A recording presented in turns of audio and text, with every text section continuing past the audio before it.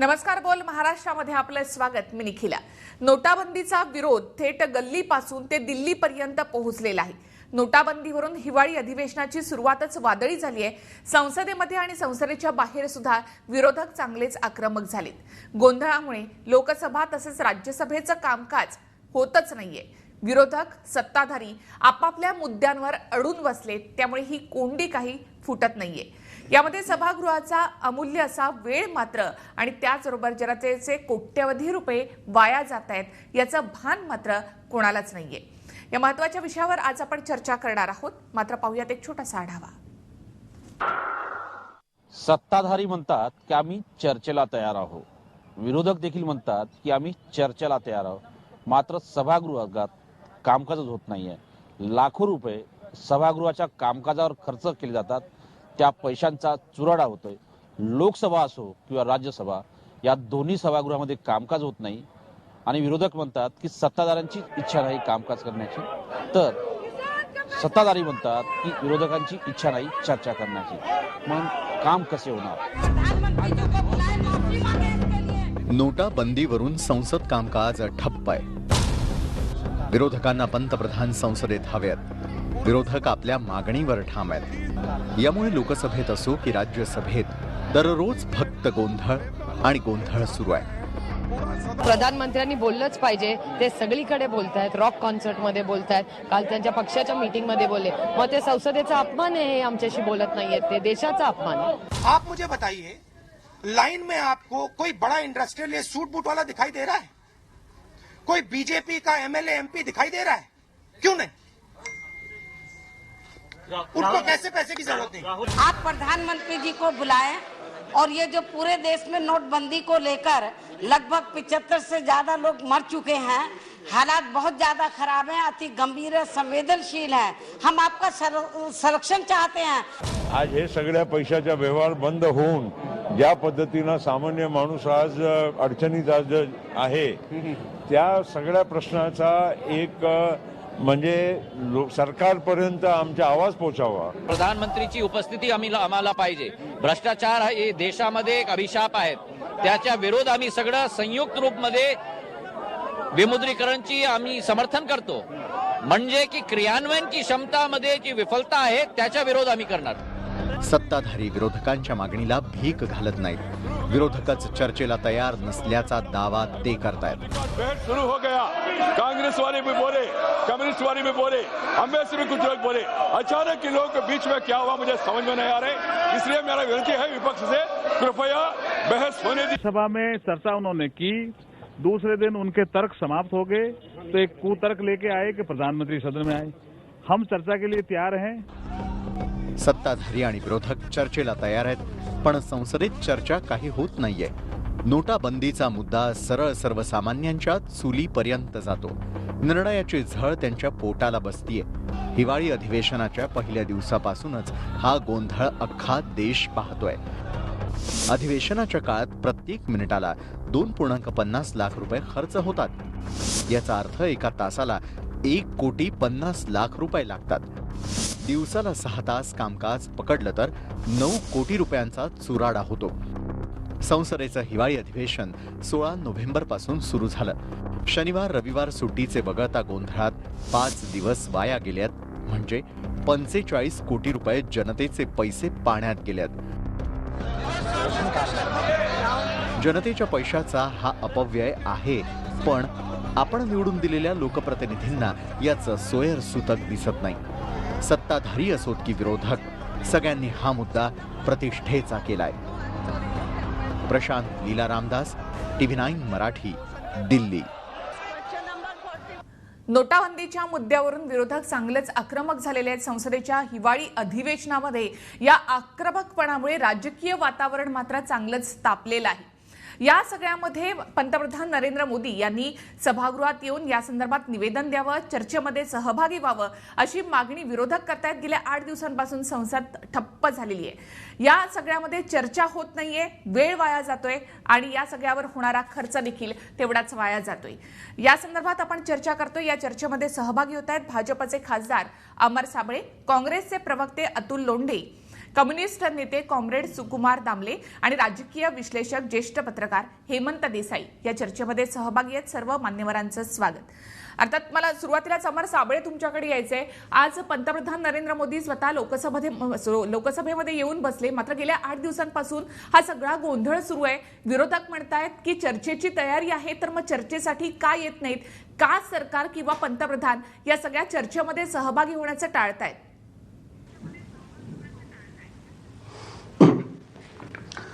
मोदी सरकार कुठल्याही चर्चेला घाबरत नाहीये. राज्यसभेमध्ये बीएससीने जे कामकाज निश्चित केलं होतं ते सर्व काम बाजूला ठेवून या विषयावर आपण चर्चा करावी हे सरकारने मान्य केलं आणि त्याप्रमाणे चर्चेला एक दिवस सुरुवात झाली. दिवसभर विरोधक त्या विषयावर बोललेले आहेत आणि दुसऱ्या दिवशी पुन्हा काहीतरी कारण काढून त्यांनी वाद घ्यायला सुरुवात केली आणि संसद बंद पाडली. आज सुद्धा की आम्ही म्हणत होतो तुम्ही चर्चा करा, परंतु ते चर्चा करायला तयार नाहीत. त्यांना असं पाहिजे की पंतप्रधान नरेंद्र मोदी समोर येऊन बसले पाहिजेत आणि त्यांच्यावर ह्यांनी आरोप केले पाहिजेत. त्यांनी सगळं शांतपणे ऐकून घेतलं पाहिजे, तर ह्यांना समाधान वाटेल. यांना जर ह्या गंभीर विषयाची जर चर्चा करायची असेल तर त्यांनी सभागृहामध्ये चर्चा करावी. सभागृहामध्ये चालणारं कामकाज संपूर्ण देश पाहत असतो. पंतप्रधानांना माहिती मिळू शकते. विषय असा आहे की जर तो विषय फायनान्सशी संबंधित असेल तर त्या विषयाची वर चर्चा करून चर्चेला उत्तर द्यायला अर्थमंत्री सक्षम आहेत, तयार आहेत आणि त्याही उपर त्यांचं समाधान झालं नाही. जर फायनान्स मिनिस्टरनी दिलेल्या उत्तराचं त्यावेळेस त्यांनी पंतप्रधान नरेंद्र मोदी सभागृहात आले पाहिजे असं आग्रह करावा. परंतु चर्चा न करता अनेक जणांची भाषणं झाल्यानंतर 27 जण अजून त्याच्यावर बोलायची शिल्लक आहे आणि आम्ही बोलणार नाही, अगोदर पंतप्रधानांना बोलवा आणि नंतर आम्ही चर्चा करू, ही कुठली भाषा आहे? अतुल लोंढे, सभे पुन्हा एकदा येते. अतुल लोंढे, हाच मुद्दा आहे या ठिकाणी. राज्यसभेमध्ये पहिल्या दिवशी चर्चा झाली, त्यावेळेला सगळं आलबेल होतं, मात्र नंतर असं दुसऱ्या दिवशी असं काय झालं की विरोधी पक्ष हट्टालाच पेटले?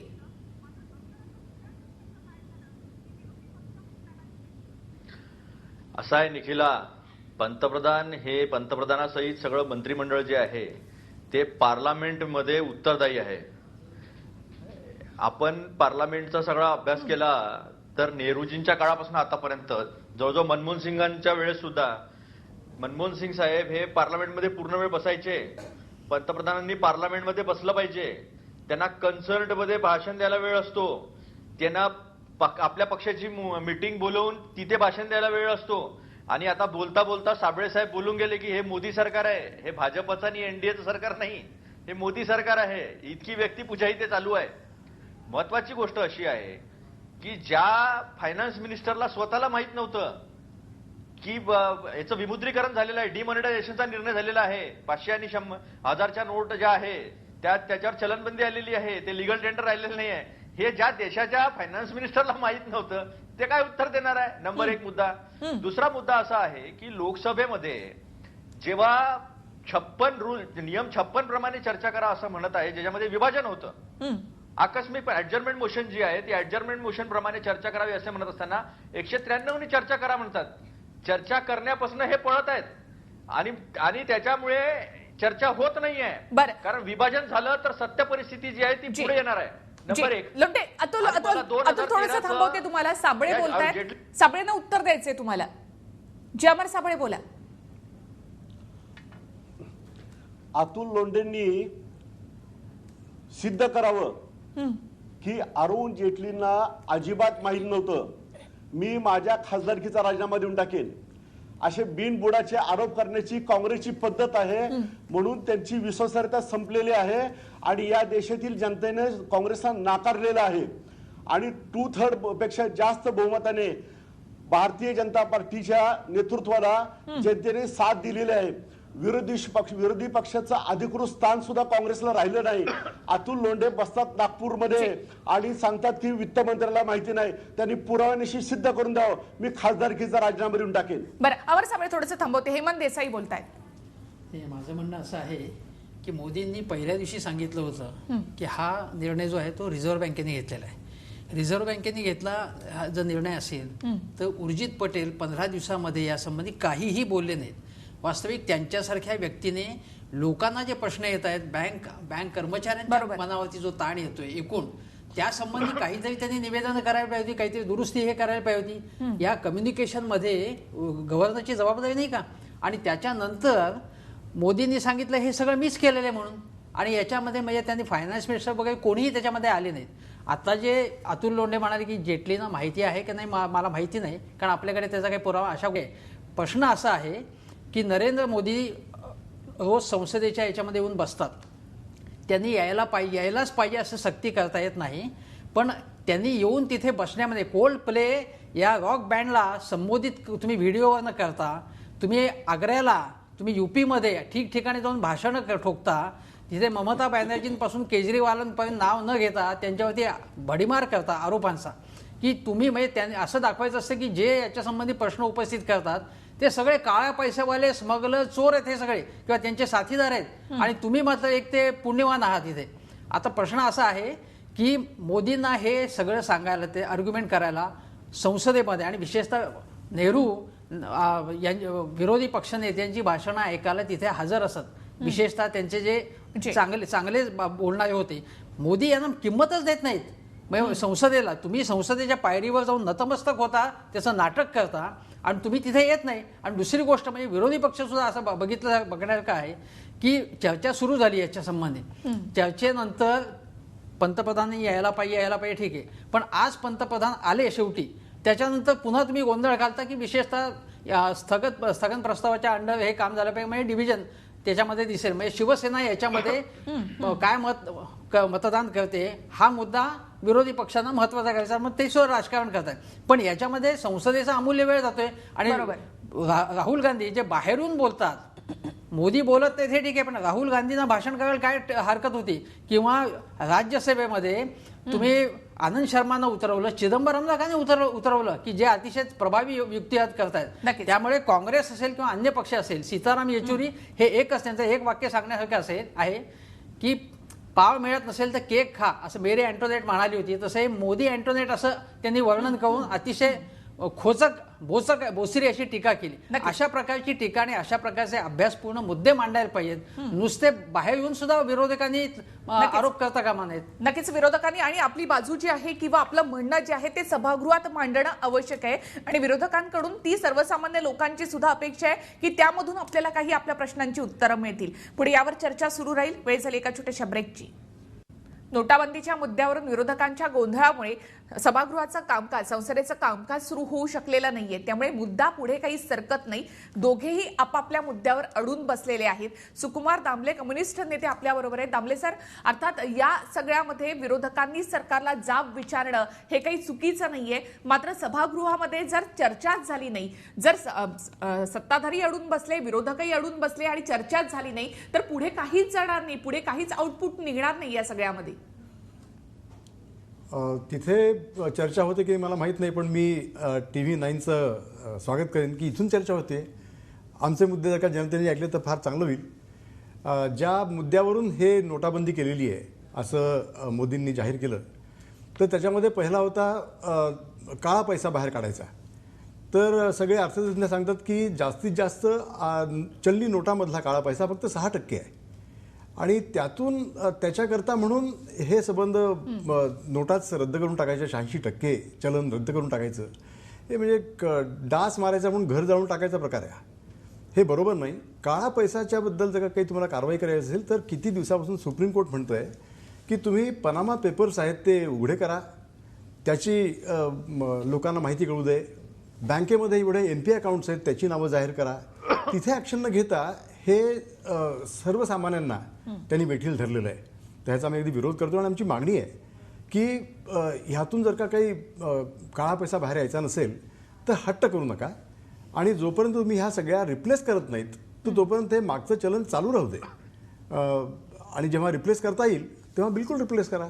त्यांचं म्हणणं आहे की खोट्या नोटा आहेत चलनामध्ये, तर असं म्हणतायत की ह्या खोट्या नोटा ह्या फक्त 400 कोटी रुपयाच्या आहेत सगळ्या मिळून, म्हणजे 100 रुपयामध्ये 3 पैसे.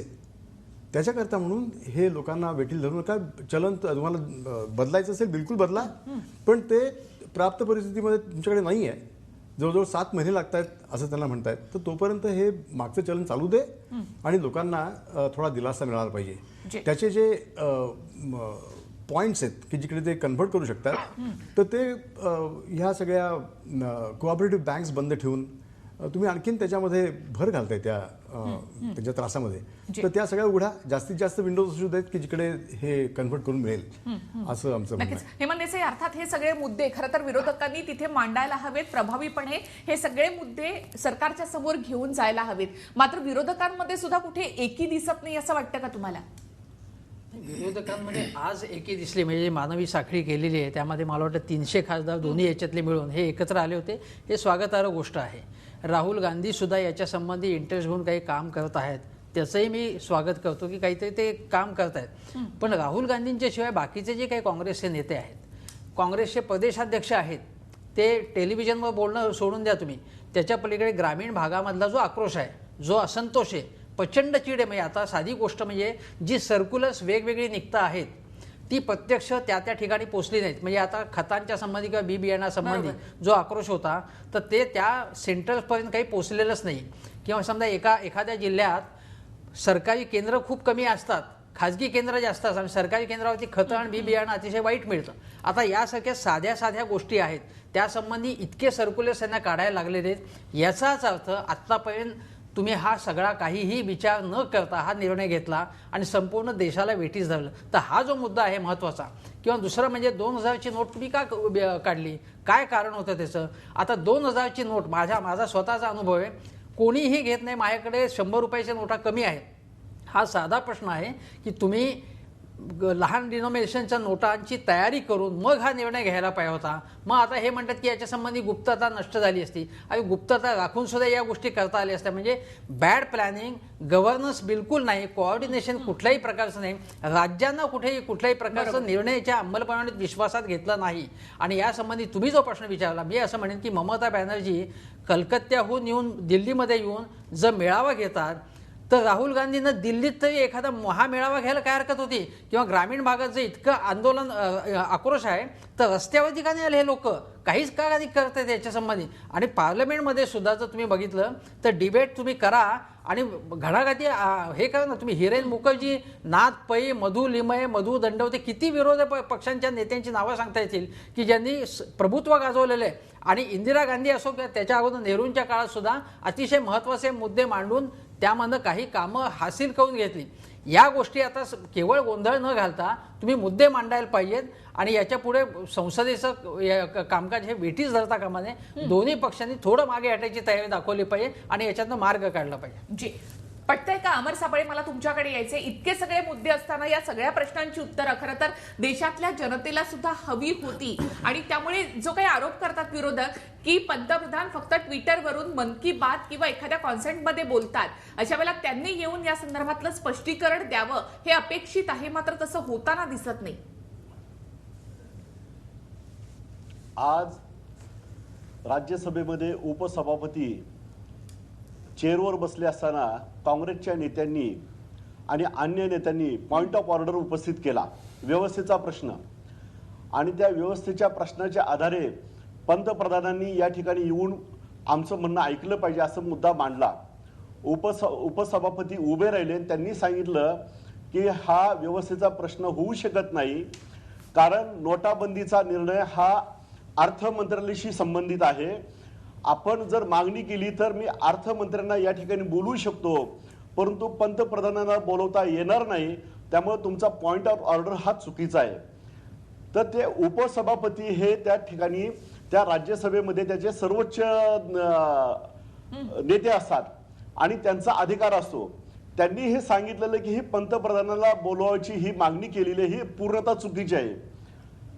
मग हे कसे प्रश्न उपस्थित पण पंतप्रधान स्वतःहून काय नाही म्हणत की मी येतो आणि सगळ्या प्रश्नांना उत्तर देतो. सगळ्या देशाच्या वतीने ज्या काही लोकभावना आहेत त्या संसदेत नाही तर कुठे व्यक्त करणार? तेव्हा तुमच्या प्रश्नांची उत्तर तुम्ही का देत नाहीये? का हा हट्ट आहे पंतप्रधानांचा? मग ही हट्ट आहे काही मजबुरी आहे लोकशाही पद्धतीसाठी बोलत नाही?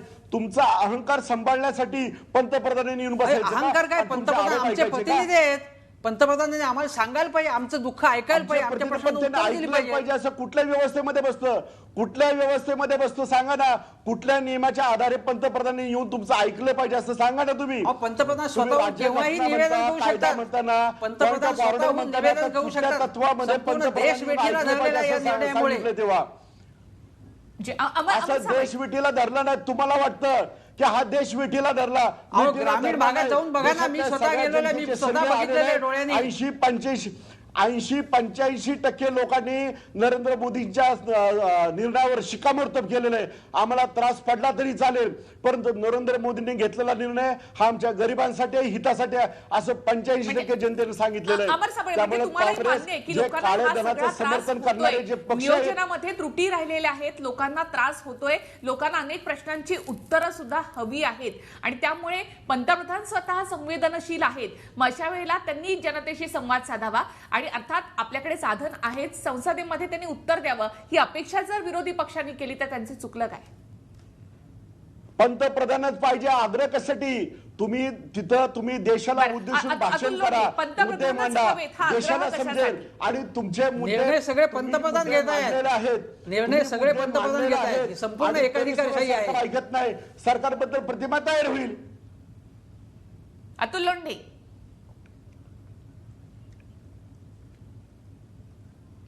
हा नाही थोडंसं म्हटलं अमर साबळेंना बोलू द्यावं, त्यांना किती बोलायचं आहे, त्यांचं पोट भरलं की आपण बोलूया. महत्वाचं नाही, मला बोलू दिलं जात नाही. मी बोलताना सगळे मध्ये बोलतात. अतुलजी, मला तुमच्या विचारांचं स्वागत करायचंय, लागलं की मध्ये बोलतात म्हणून तर मी शांत बसलो होतो ना. तू नाही, माझं बोलणं माझं संपलं नाही. अमर साबळे, मी येते तुमच्याकडे पुन्हा एकदा. लोंढे, तुम्ही बोला. बोला.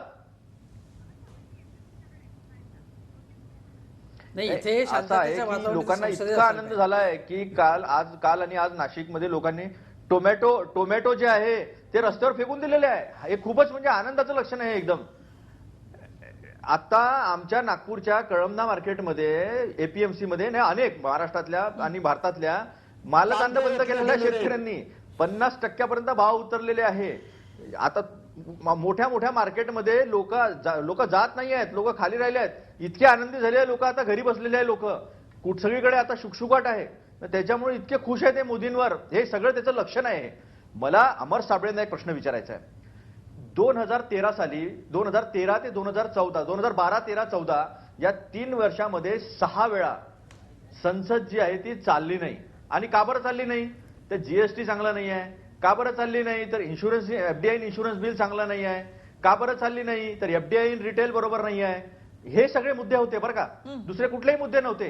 त्यावेळेस सन्माननीय अरुण जेटली साहेब, आताचे फायनान्स मिनिस्टर, यांनी असं म्हटलं होतं की संसद बंद पाडणे, ती चालू न देणे, हे सुद्धा एक संसदीय आयुध आहे. अशा पद्धतीची जी वल्गना जी आहे त्यावेळेस जेटली साहेबांनी केली होती. मला एक सांगा तुम्ही निखिलाजी, मॉनिटरी पॉलिसीचा संपूर्ण अधिकार या भारतीय राज्यघटनेनं 1949च्या आरबीआयच्या कायद्यानुसार सगळा हा रिझर्व्ह बँकेच्या गव्हर्नरांना दिलेला आहे. आज सगळी धोरणं मॉनिटरी पॉलिसीची एक तर फायनान्स सेक्रेटरी सांगतात किंवा प्रधानमंत्री सांगतात. कुठलाही निर्णय घेतात प्रधानमंत्री घेतात. त्या दिवशी कॅबिनेटमध्ये हा निर्णय व्हायला पाहिजे नव्हता, डिमॉनिटायझेशनचा, विमुद्रीकरणाचा. पण त्या असं सांगण्यात येतं. आता हे राजीनामा देता म्हणतात, पण हे असं आहे की मी पार्लमेंटमध्ये 2 दिवस होतो, तिथे चर्चा होती की अरुण जेटलींना सुद्धा माहित नाही, गडकरी साहेबांना सुद्धा माहित नाही. कॅबिनेट झाली, कॅबिनेटमध्ये सुद्धा त्या मुद्द्यावर चर्चा झाली नाही. सगळ्यांचे मोबाईल घेऊन घेण्यात आले होते आणि मग आपले रॉकस्टार पंतप्रधान जे आहे ते देशासमोर आले अचानक. त्यावेळेस आम्ही सुद्धा चर्चेला टीव्हीवर बसलो होतो, देसाई साहेबांना आठवत असेल. आणि लागलीच त्यांचं भाषण सुरू झालं आणि देशाला माहित झालं की हा एवढा चांगला निर्णय घेतलाय. त्यावेळेस सगळेजण सोबत होते पंतप्रधानांच्या की याच्याने जर काळा पैसा येत असेल तर हा निर्णयाचं आम्ही स्वागत करतो. पण त्याच्यामध्ये इतकं लॅक ऑफ गव्हर्नन्स होता की आता नवीन नवीन सर्क्युलर येतात आहे रोज, की आता आपण असं करू, आता खतं घेता येतील, आता बियाणं घेता येतील, किंवा मग 24 तारखेपर्यंत पेट्रोल पंपावर चालेल. मग पेट्रोल पंपवाले घेत नाहीत, पेट्रोल पंपवाले सांगतात की 500 रुपयाचाच घ्या. त्यामुळे जी अडचण होत आहे ती अडचण होत असताना जे लोकप्रतिनिधी तिथे बसले आहेत संसदेमध्ये, ते जर नियम 56 प्रमाणे जर तुम्हाला चर्चा मागत असेल आणि तुमची 336 338 तुमची एनडीएची, मोदी सरकारची किती आहे मला माहित नाही तिथे खासदारांची संख्या, पण भाजप सरकारची एनडीए सरकारची 338च्या जवळपास संख्या आहे तिथे. मग यांना 56च्या रूलमध्ये चर्चा का करता येत नाही? पी चिदंबरम साहेब बोलतील, नक्की बोलतील, ते जीएसटीवर पण बोलले होते. पंतप्रधानांनी यावं, त्यांच्या प्रश्नाची उत्तरं द्यावी, संसदेमध्ये उत्तर द्यावी. आणि असा नियम जरी नसला तरी मी सांगतो तुम्हाला एक नियम नक्की आहे, कॅबिनेट, पंतप्रधानासह कॅबिनेट हे संसदेला उत्तरदायी आहे. पंतप्रधानाचा राजीनामा हा संपूर्ण कॅबिनेटचा राजीनामा असतो. एखाद्या मंत्र्याचा राजीनामा म्हणजे संपूर्ण कॅबिनेटचा राजीनामा होत नाही. त्यामुळे प्रत्येक गोष्ट कॉन्स्टिट्यूशन मध्ये आणि पार्लमेंटच्या रूल बुक मध्ये लिहिलेली असू शकत नाही. काही गृहीत तत्व आहेत, काही जबाबदाऱ्या आहेत आणि त्या कॉन्स्टिट्यूशनल आहे, पारंपरिक आहे त्या, आणि त्या संसदेच्या इतिहासातून निर्माण झालेल्या आहे, संसदीय परंपरेतून निर्माण झालेल्या आहे. त्यामुळे प्रत्येक गोष्ट पंतप्रधान येणार नाही असे कसे येणार नाही? या देशाचे पंतप्रधान आहे ते, या देशाच्या लोकांनी निवडून दिलेला आहे, त्यांच्या धोरणांना पाठिंबा दिलेला आहे. त्यामुळे त्यांना संसदेमध्ये येऊन उत्तर दिलं पाहिजे, दाखवली पाहिजे संसदेसमोर. जी वेळ झाली एका छोट्याशा ब्रेकची, आपण लगेच परत येऊया. ब्रेक नंतर आपलं स्वागत. अमर साबळे अर्थात अतुल लोंढेंनी आता इतके आरोप केले या सगळ्या संदर्भामध्ये. अर्थात निर्णय चांगला आहे तुम्हीच म्हणता, 80% लोकांचा पाठिंबा तुम्हाला आहे असंही तुम्ही म्हणता. मग विरोधक जर प्रश्न उपस्थित करतायत या सगळ्यामध्ये, तर त्या प्रश्नाची उत्तरं देण्यासाठी पंतप्रधानांनी हजर राहावं संसदेमध्ये आणि सभागृहामध्ये, यावर चर्चा घडावी.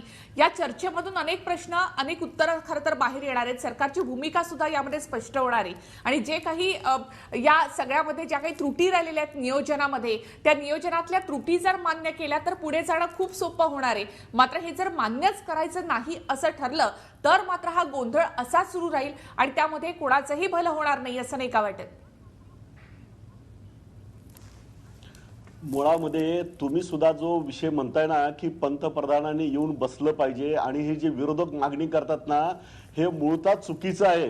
त्यांनी उपस्थित केलेले सगळे प्रश्न त्यांच्या नेत्यांनी सभागृहामध्ये उपस्थित केलेले आहेत आणि ते सगळे चुकीचे आहेत. त्या सभापतींनी आणि त्या नियमाला आधार धरून सांगून टाकलेलं आहे. आता बघा, आता मी बोलायला लागलं की हे मध्ये मध्ये बोलतात. म्हणजे ह्यांची लोकशाही किती आहे? कायम विरोधकांनी बंद पाडायचं आणि सत्ताधारी म्हणून बोलायला लागलं की ते काम बंद करायचं. ही यांची मोडेस ऑपरेंडी आहे. तुम्हाला सांगतो, गेली वर्ष 2 वर्षापासूनचं कामकाज मी बघतो. काँग्रेस आणि त्यांच्या मित्रपक्षांनी उभं राहायचं, आरोप करायचा आणि त्याला उत्तर द्यायला मंत्री उभा राहिला की कामकाज बंद पाडायचं. ही यांची मोडेस ऑपरेंडी आहे. आता अतुल लोंढेंनी जे उपस्थित केलेले मुद्दे आहेत, खरं मी अतुलजींचं स्वागत करतो की ते नरेंद्र मोदीजींना देशाचे पंतप्रधान म्हणाले. म्हणजे ते देशाचे पंतप्रधान हे त्यांनी मान्य केलं, याबद्दल मी त्यांचे आभार मानतो.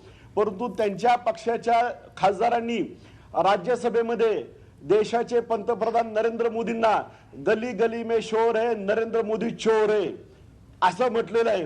हा देशाच्या पंतप्रधानाचा अपमान आहे, या भारतीय 125 कोटी जनतेचा हा अपमान आहे. आणि हे अशा पद्धतीने काम करतात कारण ह्याला भारतीय परंपरा ही त्यांना माहिती नाही. एका इटलीच्या नेतृत्वाखाली हे काम करतात, त्यामुळे त्यांना भारतीय परंपरा माहित नाही. या देशाचा पंतप्रधान हा या 125 कोटीचा प्रतिनिधी आहे आणि ह्यांनी ह्या नरेंद्र मोदी यांना साबळे साहेब या भारताच्या सन्मानित नागरिक आहेत, त्या भारताच्या सुशा आहेत. तुम्ही म्हणता ना, आणि भारताच्या लोकांनी त्यांना एक्सेप्ट केलेलं आहे. तुम्ही पहिले तुमचे शब्द परत घ्या, तुम्ही पहिले तुमचे शब्द परत घ्या. आणि तुम्हाला आठवण करून देतो, या लोकसभेमध्ये तुमच्या सगळ्या खासदारांनी त्यावेळेस मनमोहन सिंगांना चोर म्हटलं होतं. तुम्ही अशा पद्धतीने त्यावेळेस स्टेटमेंट आठवत साबळे साहेब. तुम्ही मनमोहन सिंग साहेबांना त्यावेळेस चोर म्हटलं होतं. ही अशी झुंडशाही आहे, काँग्रेसची ही झुंडशाही आहे. सत्ताधारी पक्षाचं ऐकायचंच नाही असं ह्यांनी ठरवून टाकलेलं आहे. तर अतुलजींनी जे सांगितलं की टोमॅटो गेलेले आहेत, टोमॅटो खराब झालेले आहेत, सत्ताधारी मला आनंद वाटतो की सत्ता गेल्यानंतर माणूस किती जमिनीवर होतो हे मला पाहायला मिळालं. अहो, काँग्रेसच्या राजवटीमध्ये टोमॅटो रस्त्यावर टाकले, काँग्रेसच्या राजवटीमध्ये कांदे रस्त्यावर टाकले गेले, काँग्रेसच्या राजवटीमध्ये दूध रस्त्यावर टाकलं गेलं. अशा शेतकऱ्यांनी शेवटी काय आत्महत्या केलेल्या आहेत. तेव्हा तुम्हाला कळवळा आला नाही आणि आता टोमॅटो रस्त्यावर टाकले. आम्हाला वाईट वाटतं, परंतु 50 दिवसानंतर 30 डिसेंबर नंतर या देशामध्ये सर्वसामान्य माणसाला, इमानदार माणसांना किंमत येणार आहे आणि त्यांच्या सुखामध्ये दुःखामध्ये संवेदनशील असणारा पंतप्रधान भेटलेला आहे. या देशातील सर्वसामान्य माणसाचं भविष्य उज्ज्वल होणार आहे. खात्रीने सांगतो. आणि हे कशासाठी केलेलं आहे तुमचं म्हणणं कळलं साबळे. इथे हेमंत देसाई बोलताय. मला बोलू द्या. काँग्रेसमध्ये एकेकाळी इंदिरा गांधींचं नाव घेतल्याशिवाय कुठलाही नेता थांबायचा नाही. म्हणजे एक प्रकारे व्यक्तिस्तव माजवण्याचा प्रयत्न तो आता भारतीय जनता पक्षाने ते अनुकरण केले. सगळ्यात ऑब्जेक्शनेबल बाब जी आहे ती आता इटालीच्या सोनिया गांधी म्हणाल्या त्या भारतीय नागरिकत्व घेतलेले आहेत. लोंढे म्हणाले त्यामुळे निवडून तर आलेले आहेत पण लोकांनी एक्सेप्ट केले. त्या हा मुद्दा शरद पवारांनी मागे टाकला. भारतीय जनता पक्षाचे इतर नेते आता हा असा उल्लेख करत नाहीत. अशा वेळी सोनिया गांधींचं हे कारण भारतीय परंपरा आणि संस्कृती तिथे म्हणाले ही संस्कृती आहे का तुमची. ॲनी बेझंट ज्या होत्या त्या काँग्रेसच्या अध्यक्ष होत्या, त्या परदेशातल्या होत्या पण त्यांना स्वीकारलं आणि त्यांनी आपल्या भारतासाठी देशासाठी त्याग केला. तेव्हा त्यांना आपण भारतीयच तेव्हा म्हणत होतो. एक लक्षात घ्या, ॲनी बेझंट या काँग्रेसच्या अध्यक्ष होत्या. देशाच्या पंतप्रधान नरेंद्र मोदींना चोर म्हणतात. ते चोर म्हणाले असतील तर मी त्याचं समर्थन करणार नाही. पत्रकारितेमध्ये आहात. अहो, मी म्हटले का चोर त्यांना. मी त्याचं समर्थन केलंय का. तुम्ही नसत्या गोष्टी काढून तुम्ही देशप्रेमी आहात असं सांगू नका. तुम्हाला वाईट का वाटत नाही. का वाईट, त्याचा काय मुद्दा आहे. त्याचा आपण विषय काढला का त्याचा. चोर म्हटलं तर मी समर्थन बिलकुल केलं नाही. तो मुद्दाच काढू नका तुम्ही. तेव्हा मला ओळखणारे लोक असं तुम्ही काही बोललात माझ्याबद्दल त्याचा काही उपयोग होणार नाही. मी तुम्हाला मुद्दे सांगतो. एक तर काळ्या पैशाबाबत 6% याच्यातनं काळा पैसा समजा कॅश मधला बाहेर येणार आहे. त्या 6%तला जो बँकेमध्ये आला तो त्याच्यातला 25% आला. म्हणजे 1.5 ते 2% जो भाग आहे फक्त काळा पैसा याच्यातनं बाहेर आला. त्याच्यामुळे देशामध्ये संपूर्ण क्रांती होईल अशातला भाग नाही. तरी सुद्धा या निर्णयाचं मी स्वागत त्या दिवशी केले, आजही करतो. त्याबाबत मुद्दा जो आहे तो गव्हर्नन्सचा आहे. मुद्दा एकूण संपूर्ण राबवणुकीचा आहे. आणि तिसरी गोष्ट म्हणजे अशी की याच्यानंतर की तुम्ही बघितलं तर यासंबंधी वेगवेगळ्या बातम्या प्रसिद्ध झालेल्या आहेत. त्यापैकी भारतीय जनता पक्षाच्याच एका आमदारांनी प्रश्न सांगितला की अंबानी आणि अदानी यांना हे माहिती होतं. आता तो माणूस काय तुम्ही चक्रम असेल किंवा काय असेल मला माहीत नाही काय असेल तो, पण त्यांनी हा मुद्दा काढला. दुसरी गोष्ट म्हणजे भारतीय जनता पक्षाच्या अनेक नेत्यांकडे अनेक काळा पैसा सापडलेला. अगदी आत्ता ताजं उदाहरण म्हणजे काल परवाच्या वर्तमानपत्राची बातमी आहे की गुजरातमधला एक प्रमुख नेता जो आहे त्याचं अनेक अशा कंपन्यांमध्ये गुंतवणूक आहे असं आढळून आलेलं आहे. तेव्हा काळा पैसा फक्त विरोधी पक्षांकडे आहेत आणि तुमच्याकडे काळा पैसा नाही. आता साधी गोष्ट म्हणजे आता तुम्हाला जर यापुढच्या निवडणुका लढवायच्या असतील तर तुम्ही म्हणा ना आम्ही सगळ्या चेकने व्यवहार करू. भारतीय जनता पक्षाच्या अमर साबळेंसकट सगळ्या नेत्यांनी सांगावं की सगळे चेकने व्यवहार करू. आम्ही कॅशलेस इकॉनॉमीकडे आपल्याला जायला पाहिजे. आज कॅशलेस इकॉनॉमीच्या गोष्टी तुम्ही करता.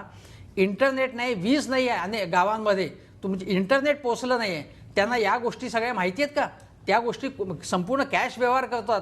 लग्नाचा सीझन आहे आत्ता. अनेक ठिकाणी लग्न खोळंबून राहिलेले. असंघटित कामगार, ग्रामीण भागातली शेतकरी, शेतमजूर, असंघटित कामगार 90% इकॉनॉमी यांनी व्यापलेली आहेत. त्या 90% इकॉनॉमीवरती आघात करणार जर तुम्ही करणार असाल तर संसदेमध्ये त्याबद्दल प्रश्न विचारणार. त्यांची उत्तरं अर्थमंत्री, पंतप्रधान सगळ्यांनी दिली पाहिजे. हा आग्रह अत्यंत योग्य आहे आणि त्याच्यापुढे नतमस्तक झालं पाहिजे आणि प्रश्नांना उत्तर दिली पाहिजेत आणि विरोधी पक्षांनी सुद्धा गोंधळ घालता कामा नये. नक्कीच. लोंढे, मी येते तुमच्याकडे. दामले सर बोला. या काळ्या पैशाबद्दल त्याच्याकरता संबंध चलन रद्द करायचं हा अतिशय चक्रमच निर्णय आहे. त्याच्याकरता हे सगळे पॉलिटिकल पार्टीज, त्यांचे राजकीय पुढारी, सनदी अधिकारी ह्या सर्वांनी आपापलं मालमत्ता जाहीर केली पाहिजे दरवर्षी. हे करण्याची गरज आहे. ते करत नाही कुणी अजूनही. त्याची गरज आहे नंबर 1. नंबर 2, हे जे त्यांनी सांगितलं परत सांगितलं होतं आणि नंतर हा चुनावी जुमला म्हणायला लागले की परदेशामध्ये सगळा काळा पैसा आहे. तर तिथे आम्ही तिथून तो आणू, प्रत्येकाच्या खात्यामध्ये 15 लाख रुपये जमतील. त्याचं काय झालं? ते आता अजिबात बोलत नाही आहेत. तर ते त्याच्या मागे गेलं पाहिजे. या सगळ्या प्रकाराची, जसं आता देसाई साहेब म्हणाले की चौकशी झाली पाहिजे. ह्या निर्णयाबद्दल काही लोकांना माहीत होतं. गुजरातमध्ये छापून आलं होतं 1 एप्रिलला. आता म्हणतात की ते सगळं एप्रिल फुलची हे होती बातमी, ही सारवासारव आहे. हे बरोबर नाही. हे लोकांना माहीत होतं. त्याप्रमाणे काही लोक काम करायला लागली होती, आपला काळा पैसा कन्व्हर्ट करायला लागली होती. ह्याची एक जॉईंट पार्लमेंटरी कमिटीतर्फे उच्चस्तरीय चौकशी झाली पाहिजे की ह्या दांडला. नक्कीच. हो.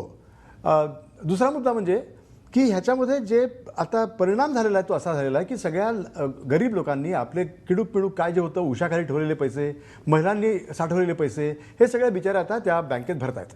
आत्ता बँका आर फ्लश विथ फंड्स. काहीतरी 5-5.5 लाख कोटी रुपये जमलेले आहेत. ह्याचं काय करणार आहेत बँका? त्या लोन देणार. त्याचे इंटरेस्ट रेट गडगडले ऑलरेडी. ज्या ठेवी बँकांच्याकडे होत्या त्याचे इंटरेस्ट रेट कमी झालेत. म्हणजे जे लोक निवृत्त आहेत तर त्यांचे भयानक प्रश्न उत्पन्न झालेले आहेत की ते जगतील कसे? एकतर पेन्शन नाही, आणि ज्या ठेवीमधून त्यांना मिळणार होतं हे सगळा पांढरा पैसा आहे, हे काही काळं नाही आहे. तर त्यांची अतिशय हालत होणार आहे. तर म्हणून आमचं परत म्हणणं आहे, कम्युनिस्ट पक्षातर्फे म्हणणं आहे की हा जो काय त्यांचा वाद चाललाय तो चालू दे. तुम्ही आडमुठे धोरण घेऊ नका. जोपर्यंत तुम्ही ही जुनी चलनं रिप्लेस करू शकत नाही आहात तर तोपर्यंत हे बंद करून टाकू नका. हा व्यवहार चालू दे. काहीही फरक पडणार नाहीये, हे आमचं म्हणणं आहे. मात्र अशा प्रकारे गोंधळ जर सुरू राहिला, पुढे चर्चा जर पुढे सरकलीच नाही आणि चर्चा जर या संदर्भात झाली नाही तर उत्तरं मिळणार नाहीत. त्यामुळे विरोधी पक्षांनी सुद्धा कुठेतरी एक पाऊल मागे घ्यायला हवं असं वाटतं. पुढे चर्चा सुरू राहील. वेळ झाली एका छोट्याशा ब्रेकची. स्वागत. अतुल लोंढे, अर्थात संसद रोखणं, कामकाज होऊ न देणं म्हणजे आक्रमकपणा, असं कुठेतरी विरोधी पक्षांना वाटायला लागलंय का? हे जे मुद्दे आज आपण इथे मांडतो हेच मुद्दे खरं तर सभागृहामध्ये मांडायला हवेत, काँग्रेसच्या प्रमुख नेत्यांनी मांडायला हवेत. मात्र या सगळ्या बोलण्यामधून काँग्रेसची ही भूमिका स्पष्ट होत नाही आणि त्यामुळे पुढच्या काळामध्ये संसद सुरू राहावी यासाठी एक पाऊल मागे घेणार का काँग्रेस?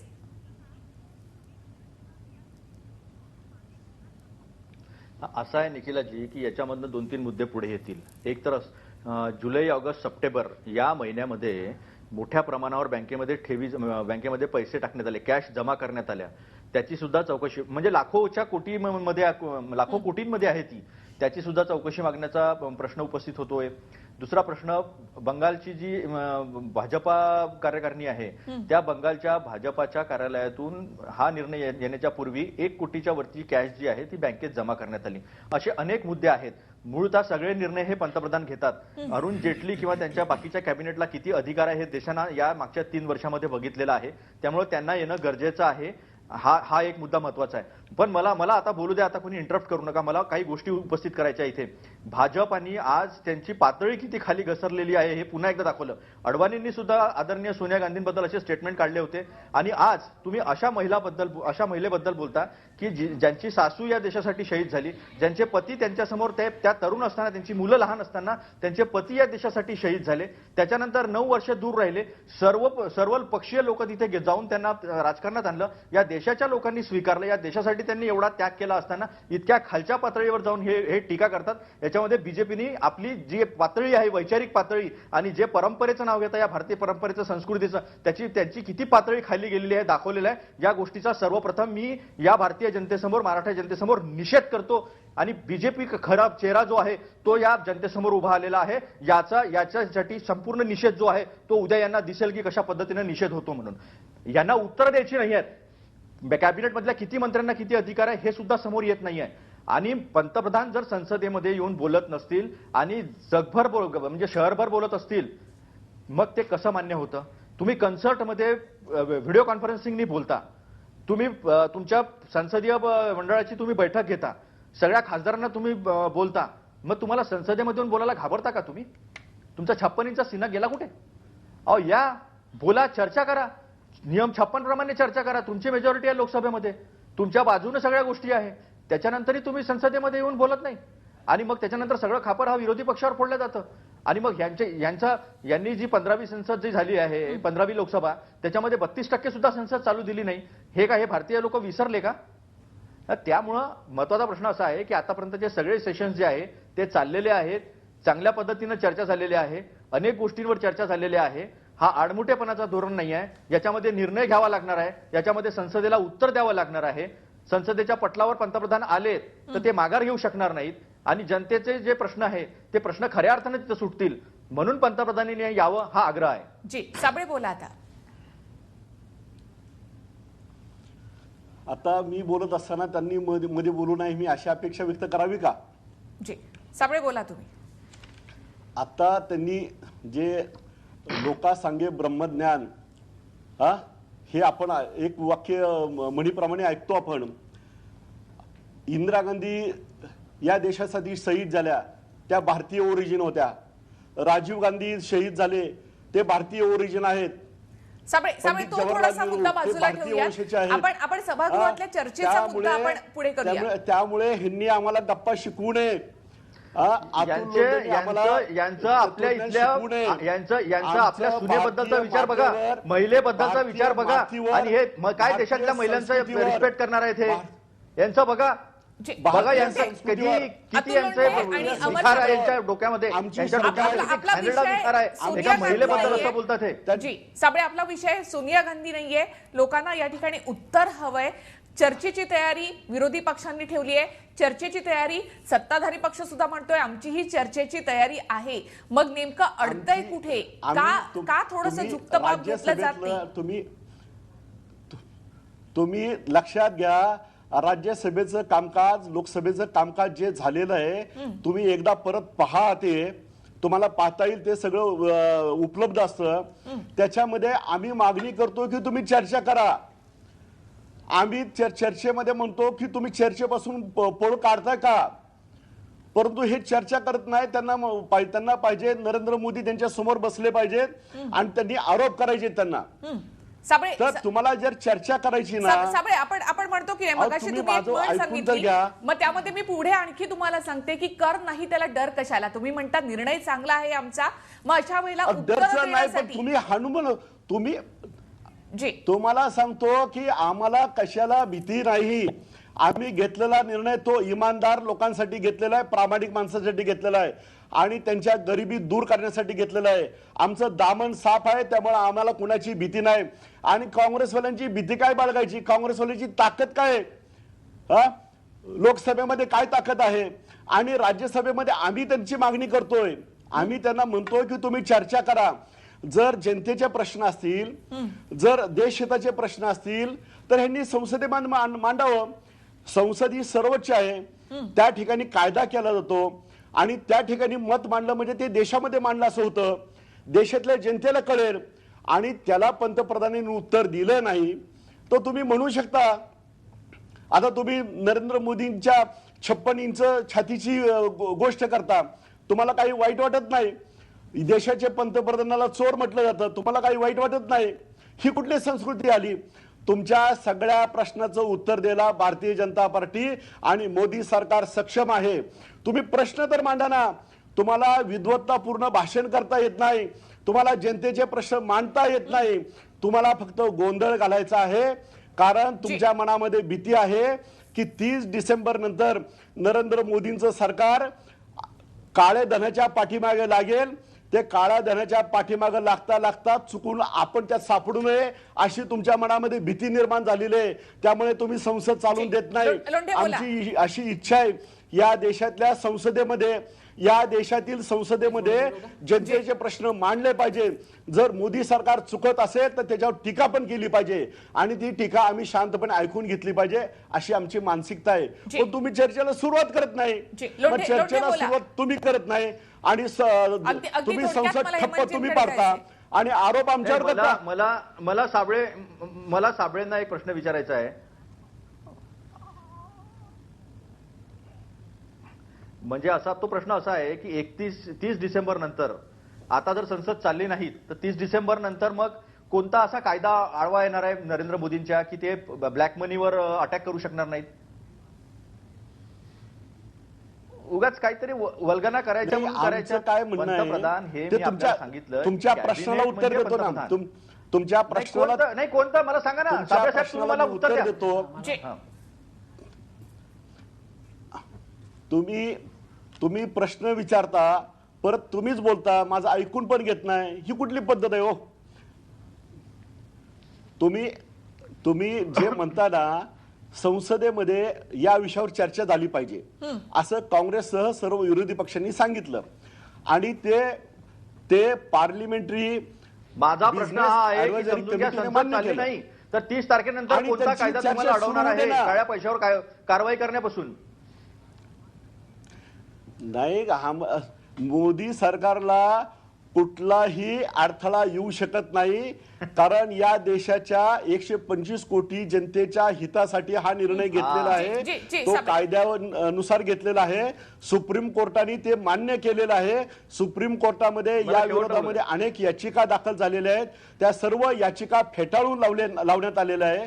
त्यामुळे भारतीय राज्यघटनेच्या संविधानानुसार असलेल्या कायदे कानूननुसार हा निर्णय घेतलेला आहे. आणि तुम्हाला अजून एक पुढची माहिती सांगतो, बाबासाहेब आंबेडकर यांनी 1923 साली प्रॉब्लेम ऑफ द रुपी हा जो ग्रंथ लिहिला, त्या ग्रंथामध्ये सुद्धा सांगितलेलं आहे. हेमंत देसाईंकडून आपल्याला एक कमेंट घ्यायची. हेमंत देसाई, नाही, मुख्य म्हणजे असं आहे की विरोधी पक्ष काळे धनाच्या उपस्थित केले तर त्याला उत्तरं द्यायची नाहीत आपण, आणि शिवाय सांगायचं की त्यांना भीती वाटते. याचाच अर्थ असा की आम्ही सोडून आम्ही स्वच्छ आहोत आणि बाकी सगळे अस्वच्छ आहोत. इथे प्रश्न विरोधी पक्ष आणि सत्ताधारी यांचा नाही आहे, सर्वसामान्य लोकांना जो काही त्रास सहन करायला लागतो. त्याच्या मी महत्त्वाचे 2-3 मुद्दे सांगतो. एक तर काळा पैसा जो आहे तो भारतामध्ये 20 ते 22%, जास्तीत जास्त 30% आहे रफ एस्टिमेट. अमेरिकेमध्ये किंवा चीनमध्ये जो आहे तो साधारण 10 ते 12% काळा पैसा आहे. आपल्याकडे याचा अर्थ काळा पैसा जास्त आहे, आणि तो काळा पैसा जर व्यवस्थेमध्ये आणायचा असेल तर हे एक पाऊल, छोटं पाऊल पडलेलं आहे. पण ते इतर जी मोठी पावलं पडायला पाहिजेत त्यासाठी सुद्धा आम्ही सगळेजण वाट बघायला तयार आहोत. प्रश्न असा आहे की केवळ 1.5% ज्याचा परिणाम आहे त्यासाठी जर तुम्ही एवढं मोठं गोष्टी केल्या आणि त्याच्यामुळे जर लोकांना प्रश्न निर्माण झाले आणि ते जर उपस्थित केले तर त्याचा काय. अजून एक मुद्दा असा की बिग बाजारला त्यांनी एक हे सांगितलेलं की इथे तुम्हाला याच्यावरती सुविधा मिळेल. आता बिग बाजार या प्रायव्हेट कंपनीला अशा प्रकारची सुविधा केवळ बिग बाजारला का देण्यात आली यासंबंधी संशय निर्माण होतो. आता कॅशलेस ते म्हणतात, ज्या वेगवेगळ्या वॅलेट कंपन्या आहेत त्यांचा धंदा अत्यंत बरकतीला आला आहे. ते प्रचंड गुणगौरव करतायत मोदींचा, करा तुम्ही, अवश्य करा.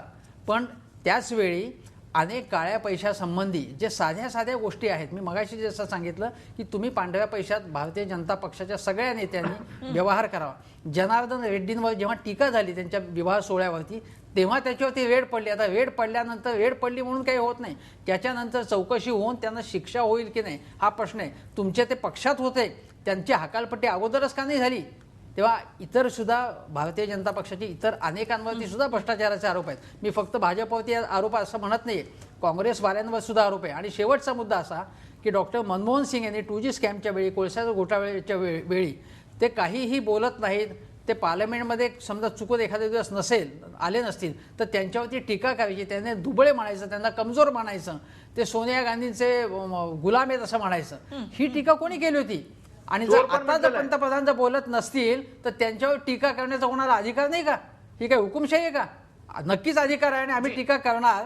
आणि ते काही म्हटले तरी सुद्धा विरोधी पक्षांना सुद्धा टीका करण्याचा अधिकार आहे. परंतु विरोधी पक्षांनी सुद्धा आणि सत्ताधारी पक्षांनी एका सीमेपर्यंत आतापर्यंत जीएसटी पासून अनेकावर ज्या लढाया झाल्या, तडजोड झाली, तेव्हा तडजोड लवकरात लवकर होऊन पार्लमेंटचं काम सुरू झालं पाहिजे आणि लोकांचा प्रश्न वाया गेला नाही पाहिजे आणि त्यामध्ये होणारा जो सगळा खर्च आहे तो सुद्धा वाया गेला नाही पाहिजे. आणि त्यामुळे कुठेतरी विरोधी पक्षांनी आणि सत्ताधारी पक्षांना सुद्धा एक पाऊल मागे यायला जनतेच्या हितासाठी तरी काही हरकत नाहीये. तुम्ही सगळे मान्यवर या चर्चेमध्ये सहभागी झालात त्याबद्दल धन्यवाद. बोल महाराष्ट्रामध्ये आपण इथे थांबूयात. नमस्कार.